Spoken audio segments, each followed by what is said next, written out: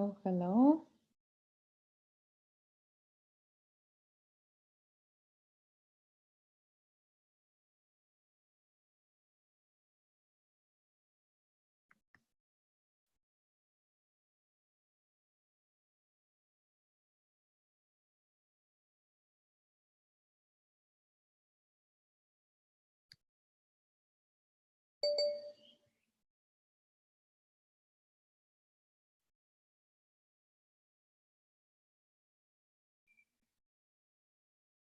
Mhm.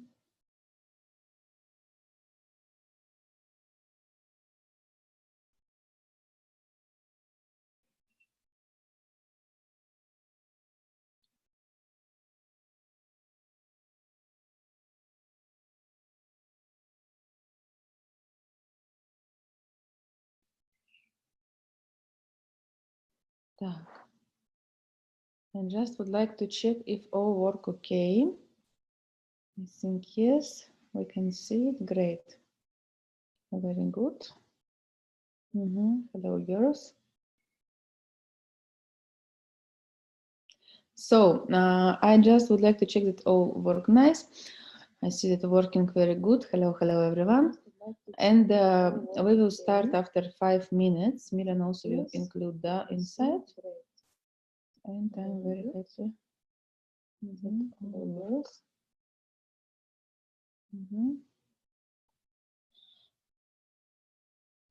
So today for me very special day because very soon you will meet with Milan.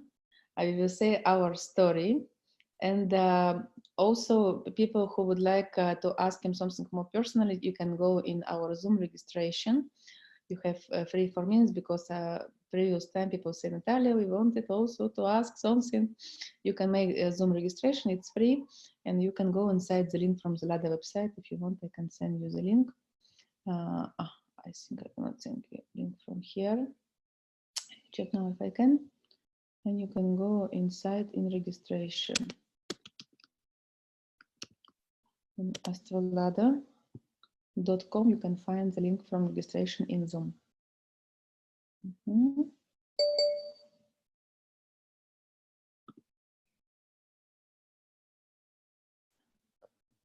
Very nice. I am so happy then mostly of my teachers, which really changed my life, because very often you ask Natalia, tell me some book, some teachers who help you a lot. I not have so many teachers because I'm very high level about teachers, but has several people who really was helped me a lot, and I am so feel graduate when I can invite these people to meet with you and also to help to you to change, because I believe that's very big job when you can change your life and when you can meet with amazing people. I will try to say you the link about. It doesn't work from there. Wait, I can try to do it from YouTube here. And we will work today. Girls, Milan, he will explain about himself, but if you have some questions, some things which are really important about you, about heart, how to open your heart, about relationship, welcome. I think he can be very helpful to you to work with this. And I hope you will use this opportunity. Milan, you're already here. Great. I just check if it was okay. I connected with YouTube channel. I can, if I can say the link, if you want to also to follow it, because we have many people in YouTube channel which follow us. I will see if in Zoom I can send you the link and you can see it too. Right, if you can open this link and to see it from there also the questions.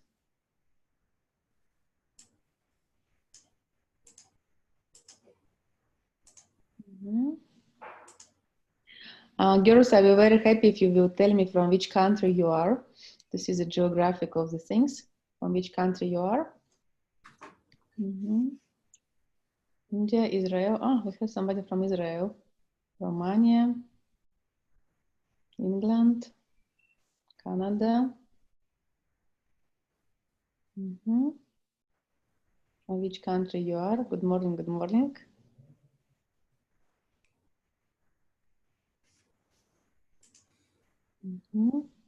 How to connect Zoom? I tried to send you link, but I cannot because I am outside of this. If you can, is already go to Lada website and has program with Milan. It's called, I will tell you now.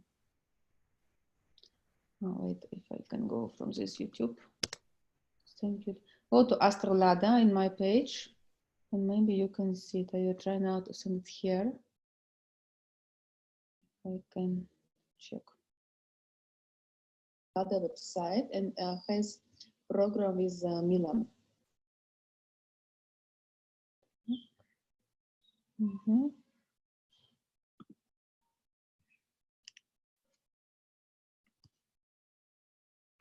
And in Zoom, it's better for you because you can ask him, he can see you also. And who would like to make Zoom, it's free registration. You can go there, you have 2 minutes before to start.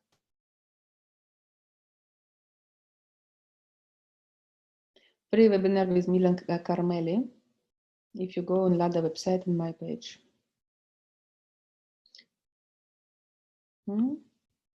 Так. Doesn't work.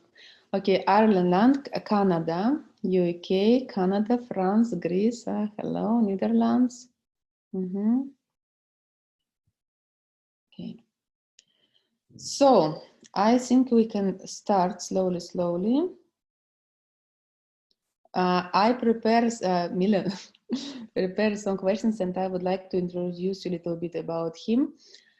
And how I say, I'm very, very happy today because when I can meet you with the best teachers and people who really influence in my life, for me, it's a big honor and it's a lot of enjoying. We met with Milan, I don't remember already, maybe 7-8 years ago. In this period of time, for me, was very difficult to speak about my emotions, about my feelings, and about my anger. I had it a lot inside me, but I was sure that it's very bad to speak about these feelings. And he had one amazing 5 days seminars.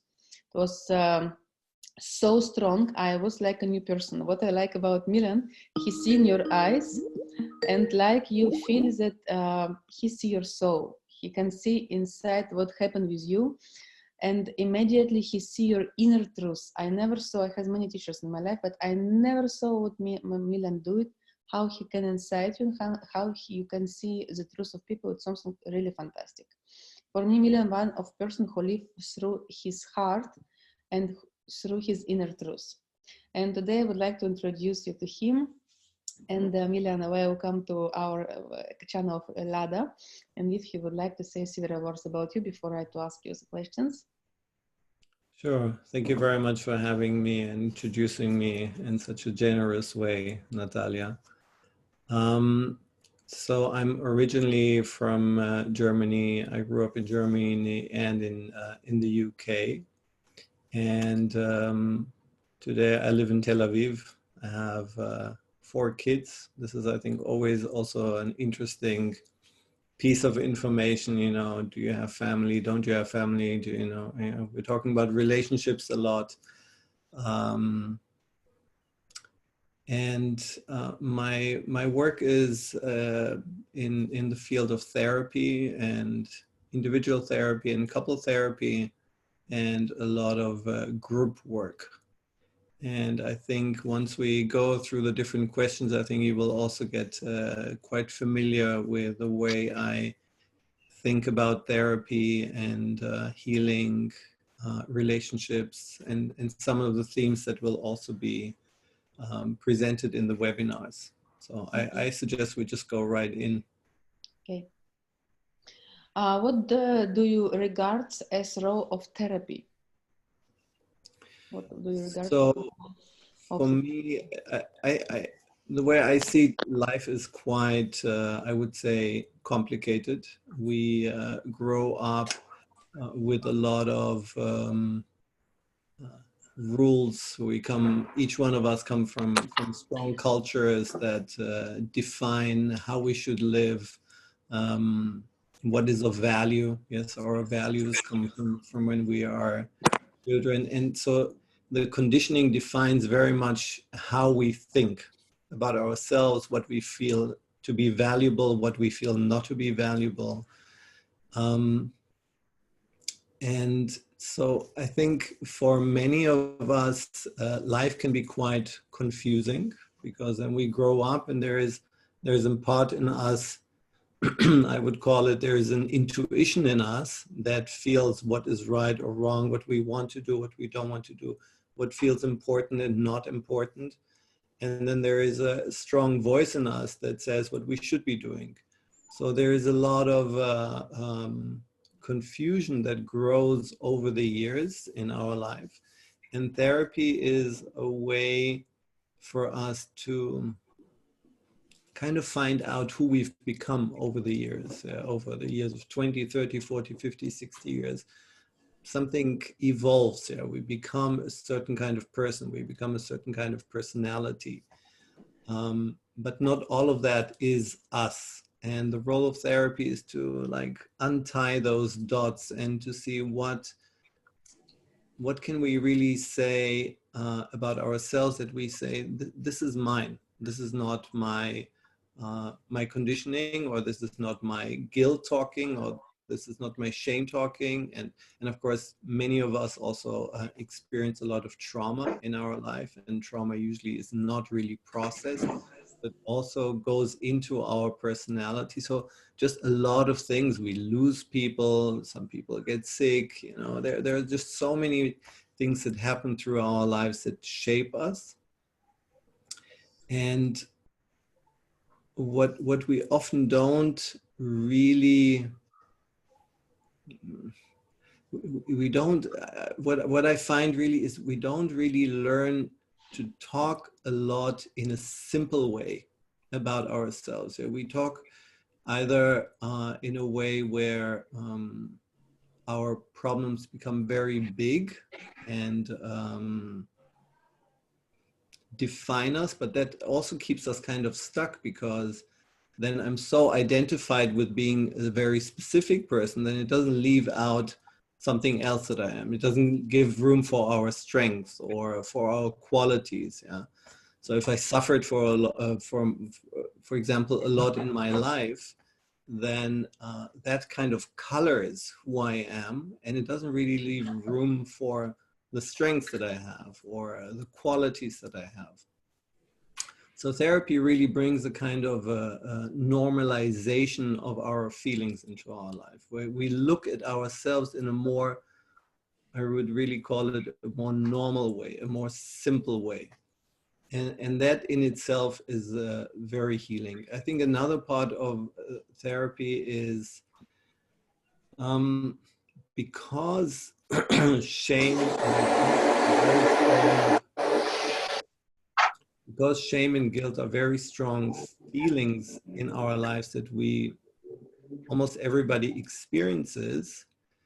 What often gets hurt is our ability to contribute in life. Yeah, we feel, am I worthy enough really to give? Am I worthy enough to belong?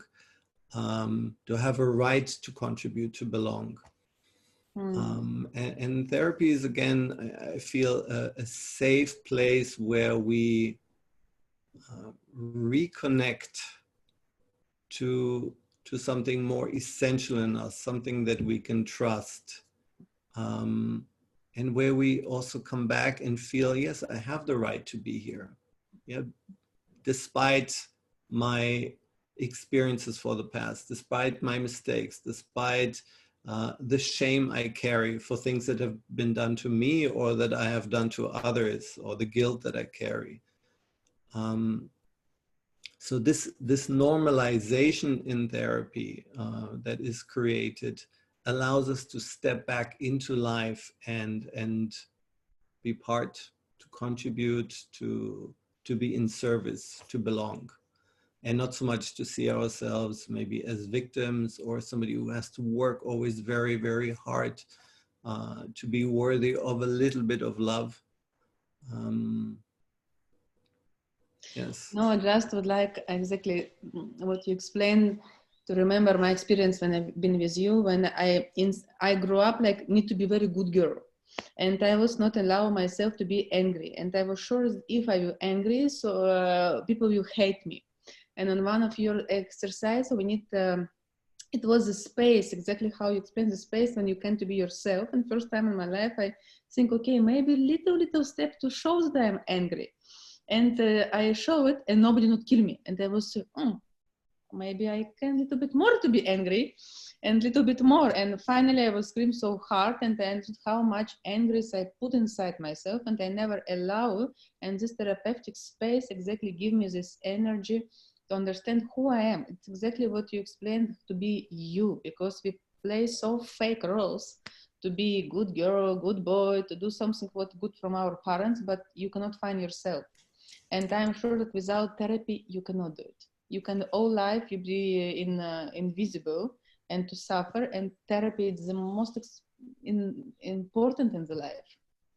I think it's important for all of us because there are very few places in our lives where it's really so safe and also invited. It's not just safe, it's invited to bring in whatever you feel.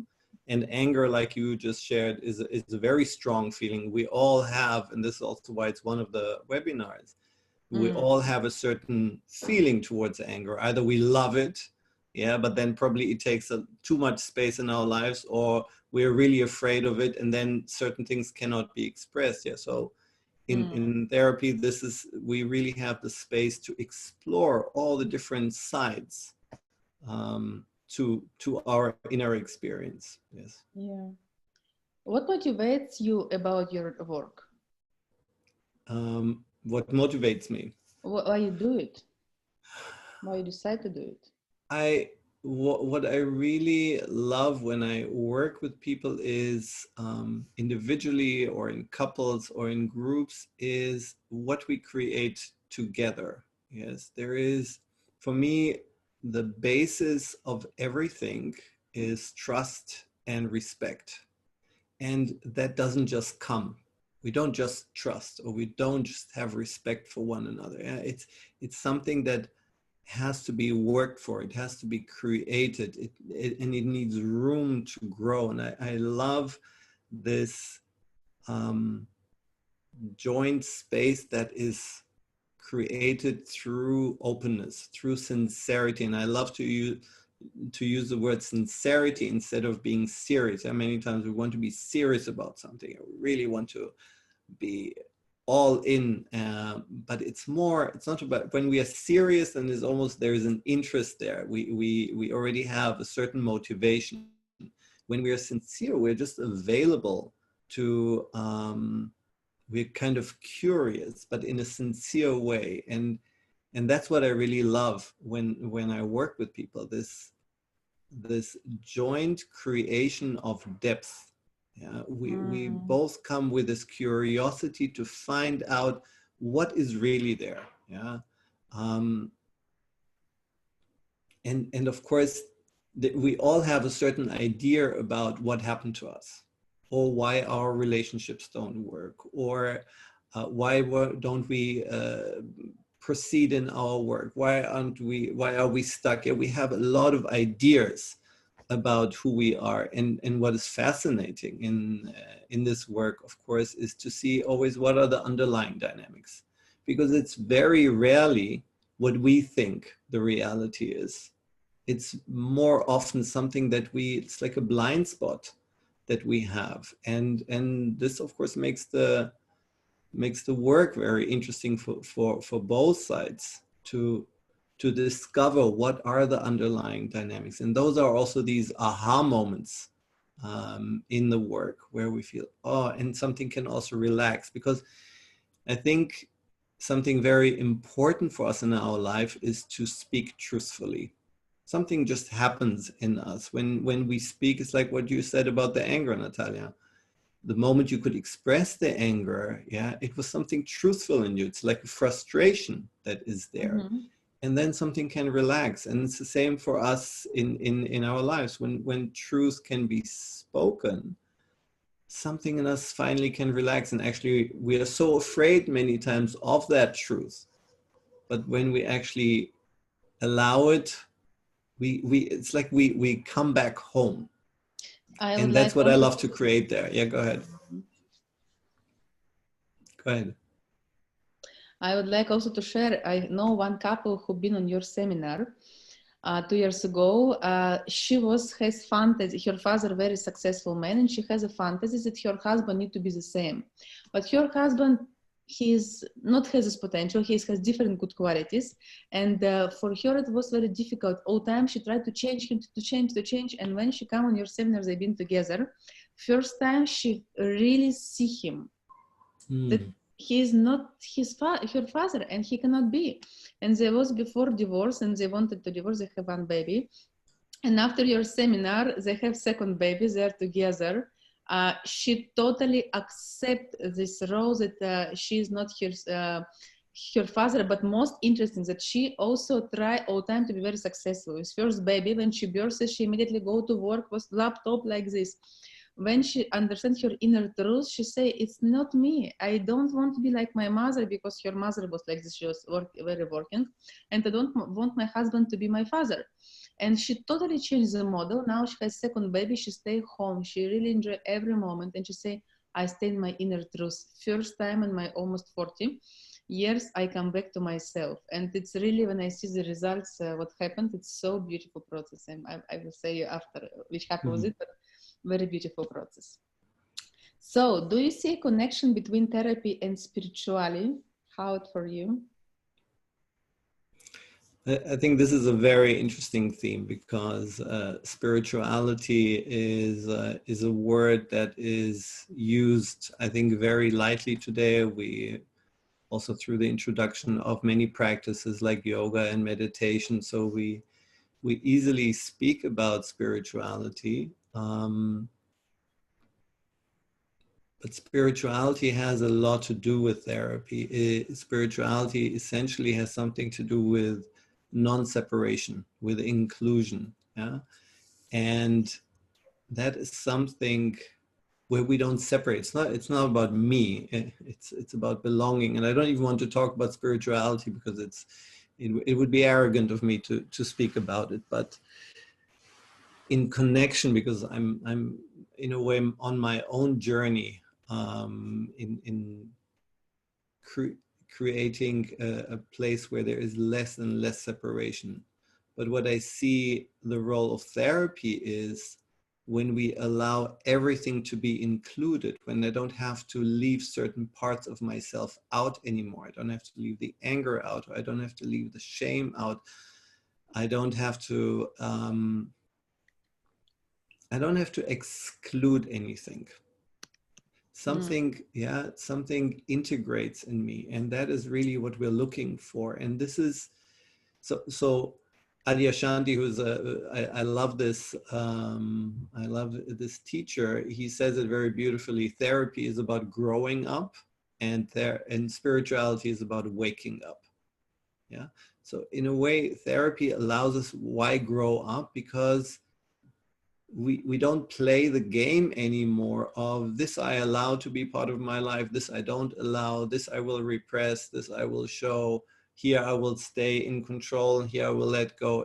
It's like, no, there is something where I really take responsibility for who I've become, and not this harsh responsibility that we usually learn, but it's more of an acceptance of who I am. And I feel that really also opens a door to spirit. It opens a door, I just came back from a process that I truly love, like this 1 week process called Path of Love. Never mind about the process, but somebody came back and we also touched this theme around prayer. And I said to her, you know what you can try? You can try to pray out loud. Yeah, because usually we pray very intimately. So like I pray in my heart. But what if I actually say a prayer out loud? What if I speak it out? What if I let my own self hear what I really long for in my life? Yeah, there is something that happens there. Yeah, I allow really everything in me to be expressed. I don't hold it back anymore. I allow even this contact with something mysterious.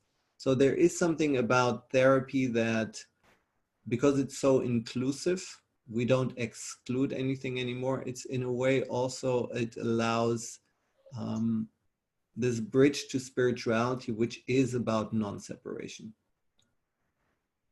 It's about letting everything be there, and they complement one another. Therapy is a wide field. What do you specialize in? So today my main field of specialization is relationship dynamics, and the other one is shadow work. But I also deal with things around self-worth. I have a group around choices, how we make choices in our lives. So, but I would say the main work today are these two different fields that are also complementary, is relationship dynamics and shadow work. Oh, I love this topic, the shadow work. Very often I speak about clients with this. What makes relationships and shadow work such potential and important subjects? I has my opinion about this, but I really, because for me, Milan was the person who wake up me in shadow. And first time I listened about shadow from you many years ago. And for me, you're the best and the worst specialist about shadow. Can you a little bit more to share about this? Sure. So actually the two are also connected, because of a lot of our shadow comes out in relationships. But let's start with relationships. This is a place where so many hopes and dreams and fantasies come together when we talk about love. Yeah? When I fall in love with somebody, I also give that person all my hopes. And what happens in a relationship later is, of course, our hopes for being seen, for being loved, for being accepted the way we are, which we usually, why doesn't this work, is because we don't really accept ourselves. Yeah. So if somebody else accepts us, we cannot really trust that. But later on in a relationship, our hopes, our dreams, our fantasies meet a certain reality. And this is where the hardship starts in a relationship. And of course, a lot of projection happens in relationships where we say, okay, I will find somebody who's really an intelligent person. Yeah. And this always tells us something. I always say to people, you're in the right relationship. And that many times feels very strange, because you say, but this is a very painful relationship. How can it be the right relationship? It's the right relationship in the sense that we choose something that we oftentimes haven't completed in ourselves. So if I, for example, if I choose somebody, I really look for people who are really intelligent. Yeah. It usually gives us some kind of an indication about what role intelligence played in our lives, in our families. Was I judged for not being intelligent enough, or not being smart enough, successful enough? Yeah. So I try to get that from the outside. And of course that clashes. And what happens with our partner, usually the partner who we invite into our lives with those qualities will say, yes, of course, I'm willingly giving you my intelligence. Here, take as much as you want, or take as much care as you want. Yes, if I look for a very caring person.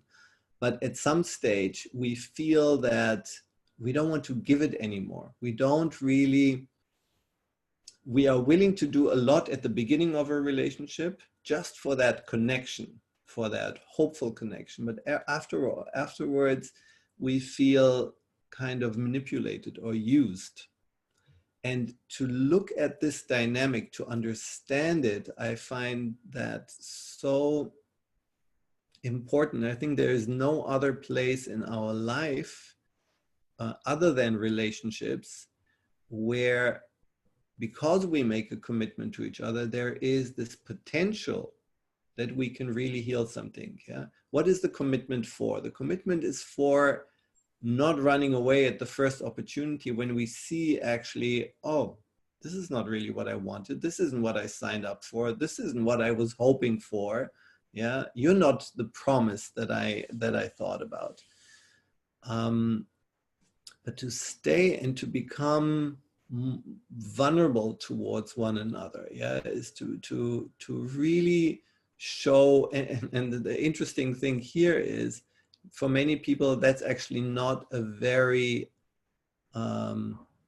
romantic thing. When we think about relationships, we think about butterflies, we think about a lot of feelings, but a relationship actually needs a lot of sincerity, it needs respect. And here we touch another issue that is, of course, huge, and that is this whole theme around men and women. Yeah. How do I see myself as a man? How do I see myself as a woman? What do I think about the opposite sex? And in the work, it always comes out how much pain has been caused by both sides over generations. How much disrespect is there? How much distrust is there in this relationship? So intimate relationships, of course, they just have so much potential for looking inside, stepping out of idealization, stepping out of our roles. We take on a lot of roles in relationships. Yeah. And to step into something that is more truthful, where we really show up, where I really come in as a man and I hold my truth as a man. How do I feel about myself? Where do I feel stuck? How do I see women? Yeah, all these things come up in when we look at relationships. And what I also find very important and valuable to look at the end of the day, because I think there are a lot of differences between us today. It's almost not politically correct anymore to say that, but from the work I just see it's just so many differences between us. So it's not about becoming the same so much, but it's about seeing how are these differences in service of one another. How am I as a man? How can I be in service to my partner, and vice versa? So it's just a really, really fascinating field. And I think it's also really important, because if we can create some healing in a relationship, if we find more respect for one another, more trust, more communication, more service for one another, it reaches our children, and it has so much more potential for healing something in the collective. But it starts with us, and the relationship is a building block here. And about shadow work is, of course, is a huge theme.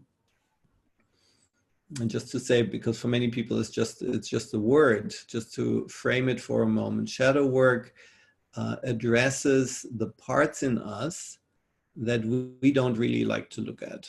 Yeah, what we like to do in our lives is to show how beautiful, intelligent, successful, how caring we are.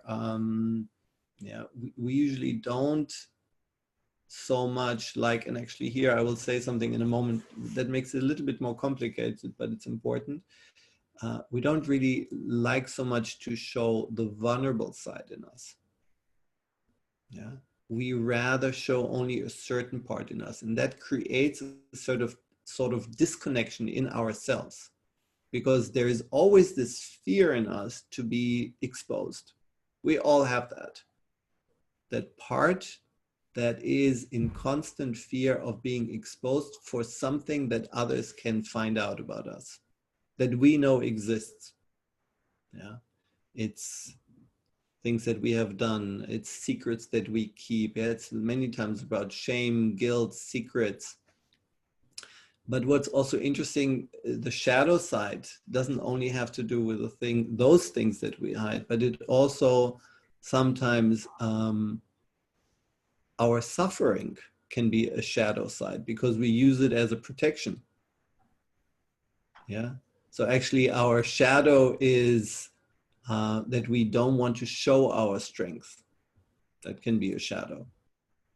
So shadow work is really, it's again what I said earlier about spirituality and therapy. Shadow work is such an important part of the therapeutic world, where we look to find more integration. We look to include more and more parts of ourselves, to look at them, to face the shame, but with a more normalized feelings, not to be dramatic about it, not to be too over emotional about it, yeah, but to start receiving that totality of who we've become without being attached to anything, yeah.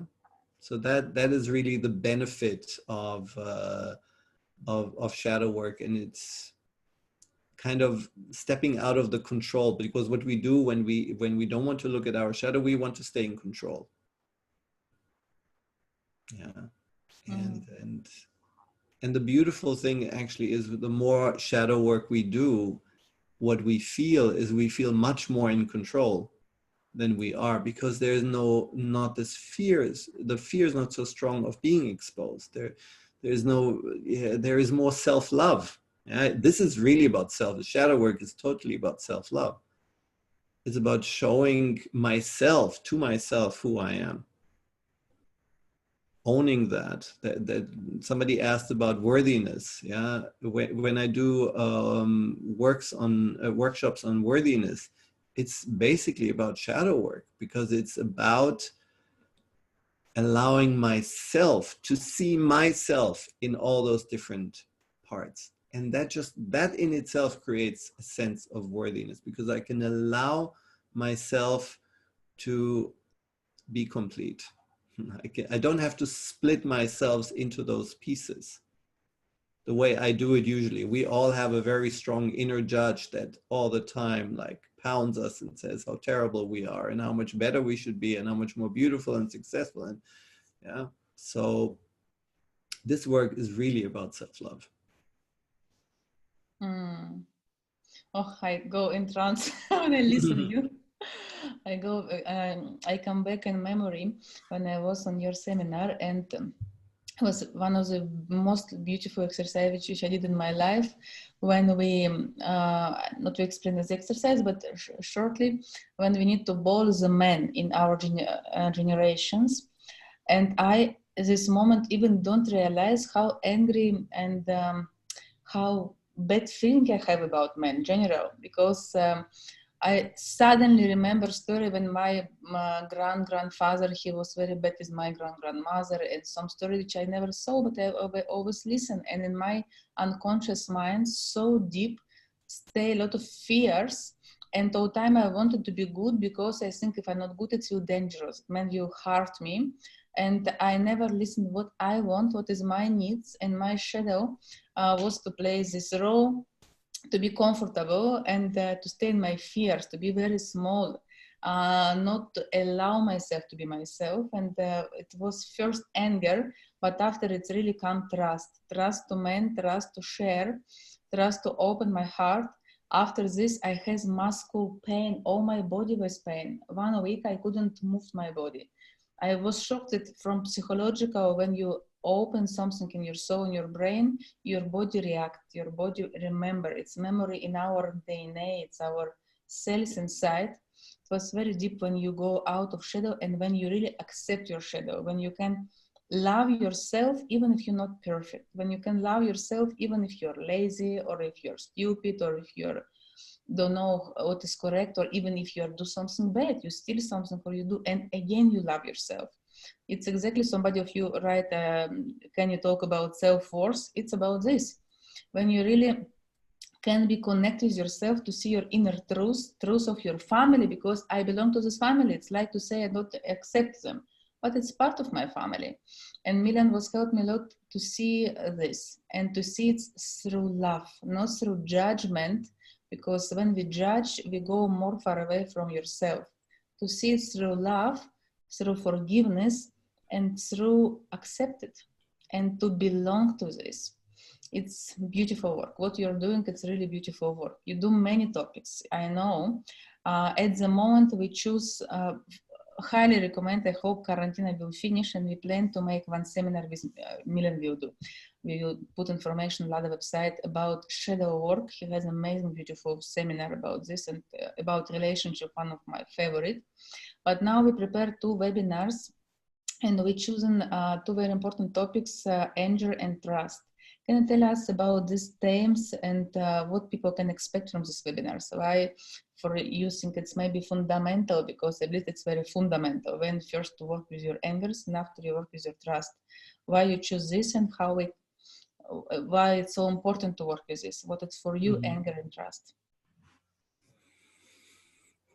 So let's start with the trust, because I think this is also the first one that we will air. I think usually our relationship to trust is more to put it outside. So I would say, Natalia, I trust you, or I don't trust you. And then what happens easily is you will betray my trust, because maybe you do something a little bit unexpected, or you will do it a little bit different, or you will not inform me, or I will not ask you. Yeah, there's so many different ways in which we easily feel betrayed. Yeah, this is a very common feeling that we feel in a relationship to trust. So our impulse is to put the trust outside and give the responsibility for feeling trust to somebody else. And that is, of course, very tricky, because trust is not about putting it somewhere else. Trust is something that we need to feel and cultivate and take responsibility for in ourselves. And so we kind of have to go back for a moment to where trust was broken. Trust has a lot to do with intuition.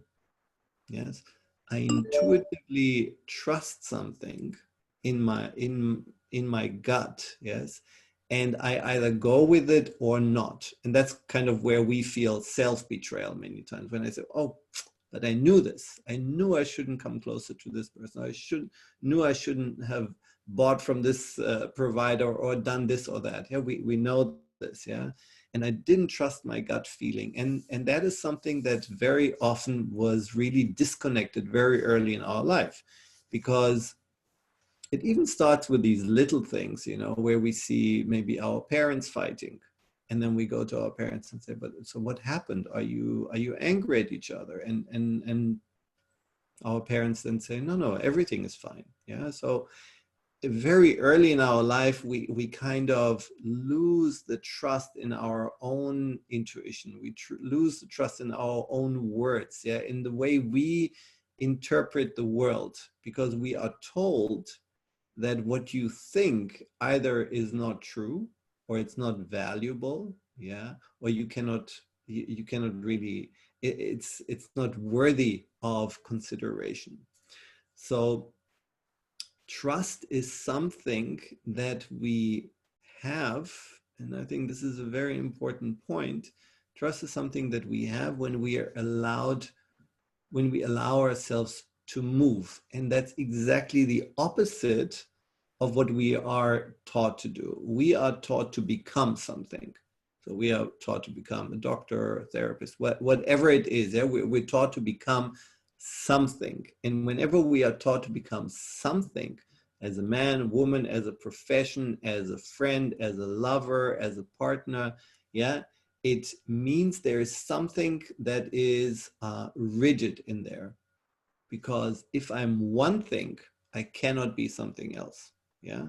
If I believe in this, then I cannot believe in that. Yeah. So there is this rigidity in our life. It doesn't allow us to move. I'm not allowed to really change, because then I change who I am to the outside world. And then how will people relate to me? Yeah? But what I lose is the trust in listening to like an inner voice inside myself. and I'm sacrificing that trust in order to be something dependable, rigid, something people can expect exactly the same thing again and again and again. So the price is very, very big, and the price is actually also we're kind of disconnecting from the flow of life. Yeah, because life is very rich. It all the time brings us new information. What we're actually saying is, I don't let this new information in. Yeah, because I have a certain plan for life. I have a certain, like, I control life the way I want. So trust doesn't really play a function in our life again. So this workshop, the webinar is really about inviting again the kind of courage in us to move out of our comfort zone.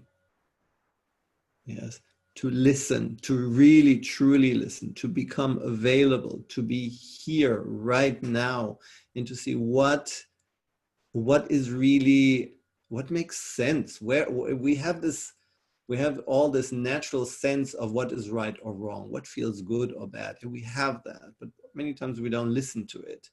So this webinar is really about, and we're going to do also there, it's going to be quite interactive.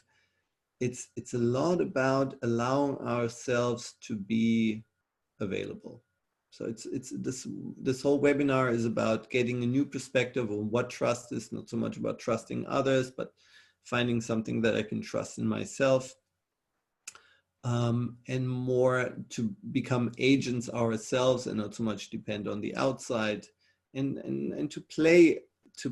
I think really it's about playing, having the chance to play a little bit with this word of trust and not make it into such a rigid concept the way we have it today. So this is around the webinar on trust. And the webinar on anger, like you said earlier, your relationship to anger is something where, and I just want to stop for a moment. I see there are a lot of questions, so you tell me how we want to address them. Maybe after this we'll just give some space. So like you said, anger is something that you had, for example, resistance to expressing. Yes, because many times anger is something that we learned something about. Yeah, either we had a lot of anger in our home, so we decided, I don't want to have anything to do with that, or anger was this constant energy, and that's actually the only way I get things done. I get angry. Or there's shame the moment I expressed anger. Yeah, so we all have very complicated relationships to anger. So it's a very strong feeling that takes us over. It's like really a feeling that takes our body over, our feelings when we have it. And it leaves us kind of in an unconscious space. And if we really look at anger, it has a lot to do with helplessness. Yeah. So anger, aggression, rage, we all can, we want to put them underneath one umbrella, but I think part of what we want to do in this webinar is really to understand what is anger, what are the different parts of anger, what is rage, what is anger, what is good anger, yeah, because actually there are no relationships without anger. If I cannot express anger, I basically cannot work through something. Because the anger tells me something about something doesn't feel right. I'm either being not told the truth, or something doesn't smell right. I cannot really put my finger on it. Maybe I'm not respected. Something is happening. And if I cannot go through the anger, I cannot come out on the other end with a sense of trust again. And here it's related to trust. We have to, in order to be in a relationship, we have to be able to express anger. And many relationships actually, because of the things that we experienced in the past, say anger, no, cannot be part of our relationship. Everything very cultured and calm and harmonious, but it keeps us from contact. So this whole theme around anger, why I feel it's so important, it's because it blocks us from contact, which is actually the most important thing for all of us. We want contact, we want connection. And if we cannot express anger in a healthy way, we cannot get that. Mhm. So that's why I feel this is such a beautiful topic to explore, and we also have so much shame. It's about normalizing something. We want to look at anger and get an idea, oh, actually it's not this demon out there. It's something that we all have. It's more about what is actually the intention behind it. How can I express it? And to understand the different kinds of anger. And it's also very interesting to look at it. So these are the two themes which I also feel are very interrelated. Yes, I would like to tell you also then we are very lucky because General Milan, he's not commercial. He even don't like to use Facebook. I love you from this Milan. And he don't, because has many commercial therapists which only advertisement. Milan fully all time. And with very big problems we find only 2 days when we can make it in the Sunday because he busy all the time. He booked for a long time. He do many therapy. He worked from very specific systems, and many people know him in professional. For me, you are in the top therapist in the world because you do very deep workshops which make Milan. It has not more than therapists in the world which can make it. And I'm very thankful that you find from your crazy busy time this Sunday when you're with your family to do it for us. And that's will two topics which I believe that's very fundamental because every time you ask me these questions about relationship blockage, and every time I want to say, go through first fundamental things, trust and anger with Milan. After it will clean you, you will release and you will rechange your place in your frozen system, and it will unfroze. For me, Milan is one very good unfrozen person because a lot of us, we are frozen in our emotion, and you need to work with this. Milan will do exercise with you, and which really very working. We had some questions of people. The date of this, we will send you links. It's will certain 10th of May in the evening because many people from America, they can go in this time. And really for me, it's the best what you can do from yourself to understand who you are better and deeper. People who pass my geisha, my seminar, you need it. It's very different from I'm doing, and you find yourself more complicated, more fulfilled in what you're doing. Because promotion, if you take it both, my recommendation, take it both all together. Milan expensive therapist, now it has promotion from Lada and our help to this situation in the world. It's only $99 from both or $69 per one.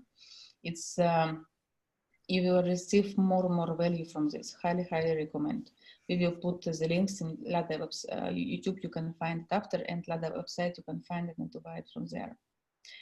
We had some questions of people. Can we a little bit to you say several words about the questions of people in here in the groups? So let me just check for a moment. Mm-hmm. Here, I'm in a new relationship. NH is right. I'm in a new relationship, and every time I am really angry, I break up with him. But the next morning, when I calm down, I want to patch up. I feel like I'm deceiving my judgment of breakup.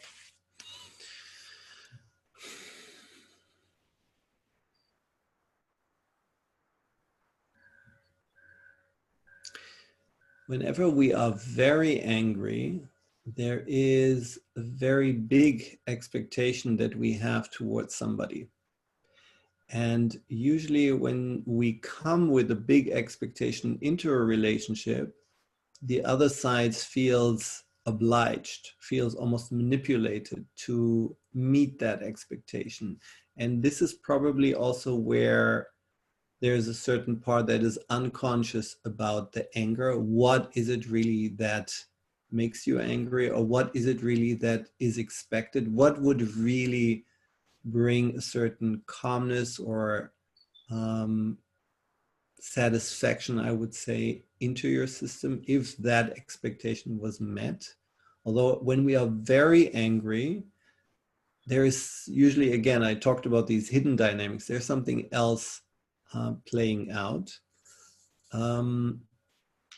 So I feel here I would really look at, in an honest and sincere way, what really, in a very simple way, what is the expectation? What if I would let my fantasy run free right now, what is really the expectation that I have behind that anger?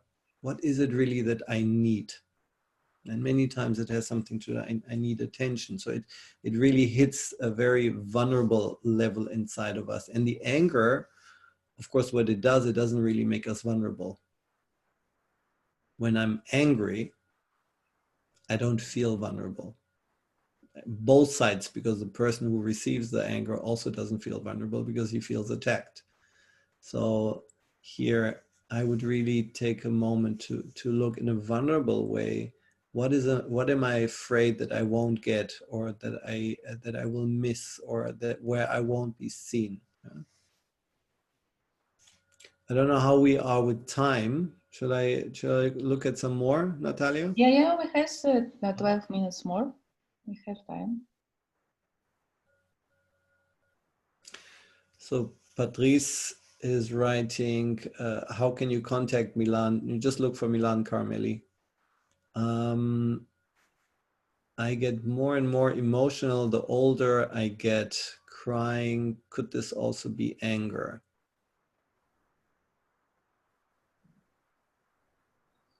There is something about when we become older and things have not fallen into place in our life, where that emotionality that you're talking about is like we are becoming more, I would say, vulnerable to time, to life, to missed opportunities, to lost time.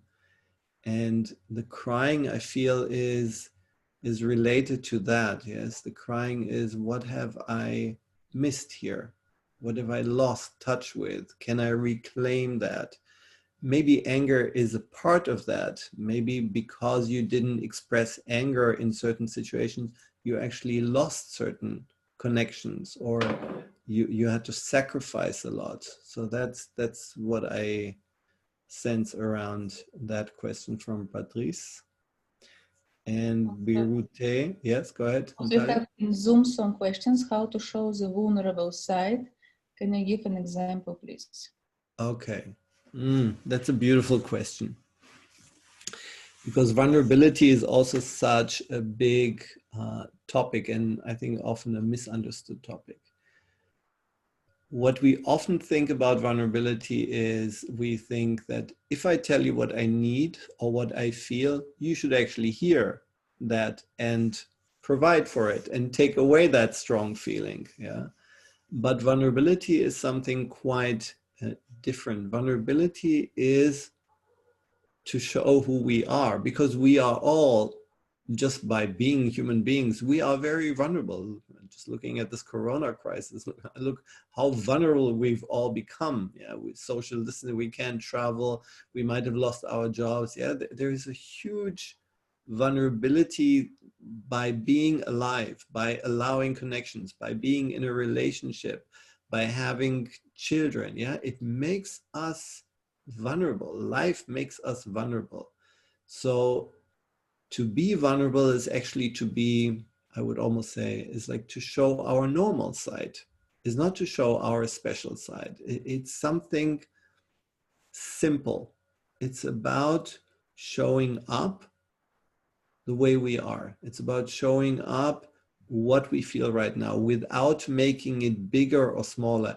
And it's, of course, about ourselves. Yeah. If I share my vulnerability, it's not by blaming somebody else, but like saying to my partner, for example, I feel lonely right now. Yeah. Because I know that you are really busy, and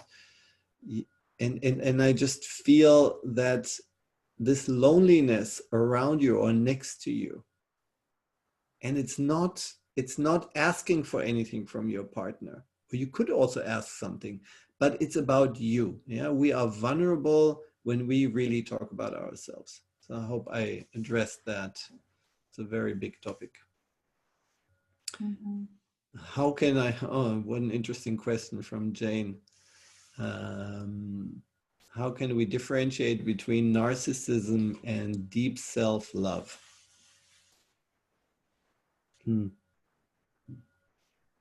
of course, I cannot, this is a very theoretical question, but I'll just from the top of my head, what comes to me here, when somebody really feels deep self-love, it's not in competition with anything else. It's not about being a deeper self-love with yourself than loving others. It's not in competition. It's beautiful if somebody feels deep self-love. Usually, if we really feel deep self-love, we also feel deep love for others. Yeah, it doesn't, there's nothing exclusive about it. So, and narcissism is that exclusive quality. It's about me. It's about what I want and how I want to shine. You already answered. That's so true. All right. Any other questions? How do we open our heart in spite of past sexual abuse? I still have some fear about intimacy and being heard. So this is a really vulnerable question from Delia Halici. And sexual abuse always leaves a lot of footprints. It leaves the footprint of anger and the footprint of shame and the footprint of confusion. Yeah, it leaves so many different footprints. And I think here also, I think it's what is needed when we come with sexual abuse into a relationship is not to put it on our partner, but to make it clear that it's there. It's part of something that I bring into a relationship. It's a burden that comes into the relationship, whether I want it or not. It's a heightened fear. It's a vigilance. It's just part of me, and the relationship will have to be able to address it. That doesn't mean that my partner is responsible for it, but it has to have room, and your role will be to learn to be as open as you can about the feelings that the abuse leave for you, so that you can really be available to your partner without projecting things on your partner. I hope I answered this complex question just with a few words. Mm-hmm. And we have from Cass here on YouTube, how we can heal patterns of emotional eating. Where is this, in YouTube or? Mm-hmm. In YouTube. How can we heal patterns of emotional eating that start during childhood abuse, controlling parent? This is, obviously I cannot give an answer how to heal patterns of emotional eating. But it does remind me of something that Natalia said earlier about the body. Yes, whenever there is trauma, there is even this famous book, The Body Remembers. Yeah, it's when we talk about trauma, it has a lot to do with stuck emotions in our system. It's not so much things that we can figure out, but these are very, also eating is a visceral thing. It's a somatic thing. It's about feeling something. We want to feel something. So it's not that I could just give you a tip right now that would heal that or would point you towards healing, but it's rather, it's this willingness to let your body talk. It's this willingness to see how the trauma was felt or the abuse was felt as a child, and to slowly release those traumas through work. Yeah, this really needs time to go through sensitive issues like that. Yeah, and I saw Kath already said thank you. Can emotional eating also point to a frozen phase in our life? Well, I think all what trauma does is it freezes us in time. That's exactly what trauma does. We have a trauma, and from that point on, our something in our personality doesn't continue developing. Actually, our personality develops around, that's from Annika Jain, that our personality develops around the trauma so that we don't feel the trauma so much. So the role of the personality almost becomes to be in service of the trauma. So this frozen phase is always true about trauma. Something in us freezes.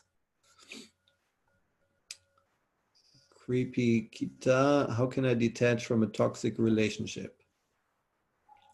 Well, here I always have to put a little bit of a smile on, because what I see in the work is we're always in the right relationship. Yeah. And that sounds, I know it sounds terrible, but I don't mean it in that way. What I mean is we have to look in a very honest way what keeps repeating in my life. So and it usually has something to do with something that is not complete in us. Yeah.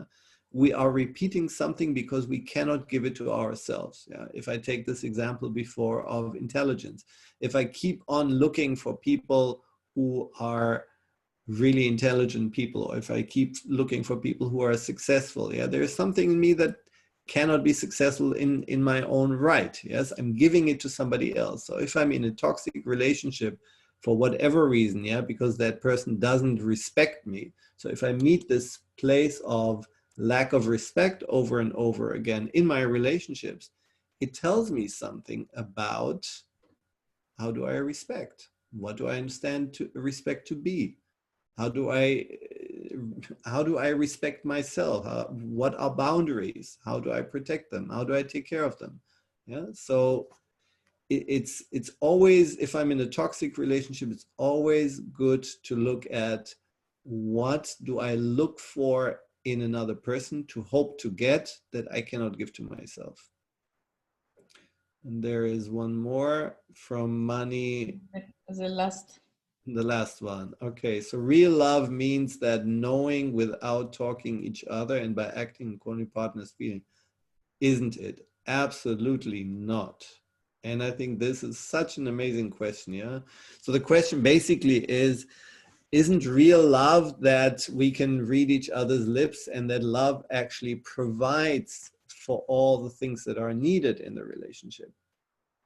And here I will just show something very briefly, the 3 stages of relating. Yeah, the first stage is falling in love. And what we see here is we are merging. We don't really see each other. We are in this fantasy world of who we want the other person to be. In the second stage, we start seeing, okay, so this is the other person. Then we're usually trying to convince the other person to come over to our values or to connect in our ways. And here there's a lot of conflict going on. And here's also where many couples decide, okay, are we going to stay together or not? Yeah, many couples stay here for ages. Yeah. And the third stage is to turn around and say, okay, we are going together to find something that is bigger than just the two of us, because that's actually the reality. Wholeness cannot be found just between two people. Yeah, for that, the world is far too big. And this hope of finding everything through this love here, that is actually a childish part in us that says, I don't want to make myself vulnerable. I don't want to really explain to you what I need and what I feel. I just want you to know it. It's like between a mother and a child. The mother just intuitively feels, but that's not how we can act in our world as adults. We have to learn to take responsibility for ourselves, for our needs, and learn to express them and communicate them. And many of them will not be met. Many will. And by the way, if we don't ask for something, but we expect it to happen, even if we receive it, the person who gives it to us will do it with resentment, not with love. But if we ask for something and we get it, we feel we deserve it, and the person who gives it to us has the choice to give it. So he also feels good about it. So absolutely, we have to actually learn to talk a lot about things that we want in our relationships and not just expect them to happen. So I think it's a very good database, the fundamental things about trust and anger. We will see, and probably in future we will, Milan will prepare some topic about relationship, because I see many questions about this. Our time become better and better. Yours, I love Lada a lot, and I'm very thankful that she gave opportunity to meet you with Milan. My target to take you the best therapist in the world here, because I am therapist, and believe me, I has very high standard. And I not will take you some commercial which has a lot of advertisement, but you cannot find really deep. I hope from this hour you feel the field of Milan. Oh, Milan, I love your field. I like in trance, you know, something inside me become to vibrate. It's totally different vibration. Believe me, I've been in many seminars, but I never have what I have with Milan. It's something which you need to feel. From this way, I very wanted you to go there and to listen him. It's totally stronger when you can see with him face to face. He's very deep therapist, and we would like in the summer, I hope to make one seminar about relationship, because I saw the topic very looking in Greece. We plan to do it in Athens or some islands here. I hope quarantine will finish and we can travel again and to organize, but let's start. And because I would like first, before to go his real seminar, to pass from webinars, because he give very fundamental and preparation. And now we work all like this to make this preparation. First to go from webinars, after you go to live event. He give his time. Believe me, he's with small daughter, and it's very expensive time from him, not like a money, like a time of his life. He make it for us today, and I'm very thankful, Milan, from your hour. He will make it from you 2 hours the next Sunday. Welcome to work with Milan. We will work in Zoom. He will give you practice and exercise, and really he's incredible. And the next Sunday, Milan will with you in the evening. We will have a record of this, and you can come back after again and again to this exercise. It's not Milan really changed my life many years ago. After him, I understood who I am, and I was divorced with my first husband. Thank you, God. It was the best decision, and I find my man, I have my family. I'm very thankful from this, and I learned how to be trust and how to show my anger. And I would like all of you, you pass from this. What can do Milan, I cannot do. From this reason, I decided to invite him, and you have the opportunity the next Sunday and certain 10th to go to his seminar. Welcome. Milan, last words that you would like to say to the people? I had prepared those 3 questions just as something to take into hand. Yeah, is that a good time? Mm-hmm. Maybe it's nice just to share something that also is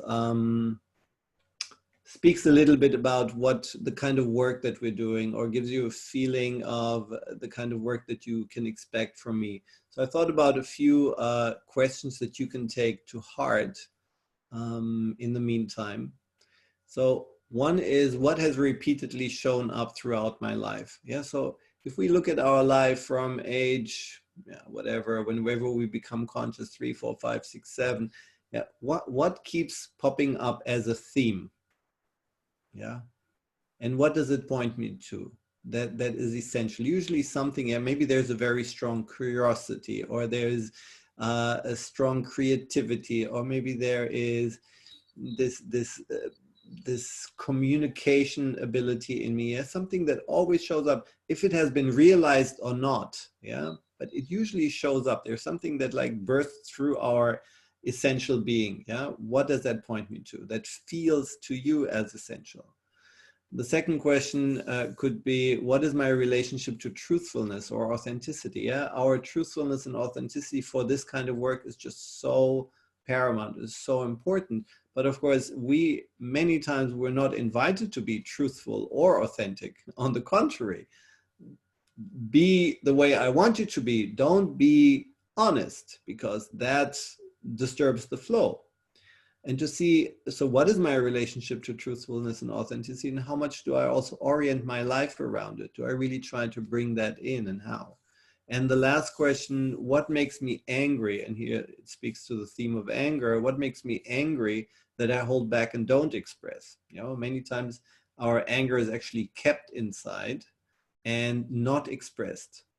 And what can I understand about that pattern? Yeah. So if I think about what I'm holding back, what is actually being expressed there? Amazing questions. Very, very good from dessert of these meetings, and people can use it from themselves. After you, I'm always in trance and I'm thinking and in very connection. Thank you a lot from these meetings. It really was very value. Many people can see us after in our Lada YouTube channel, and we wait you the next under certain 10 on the first webinar which we start. Be sure it will continue and work together. Thank you, Milan. I'm looking forward to it. Thank you for your time, Natalia. Thank you. Bye bye. Thank you, everybody. Thank you. Bye.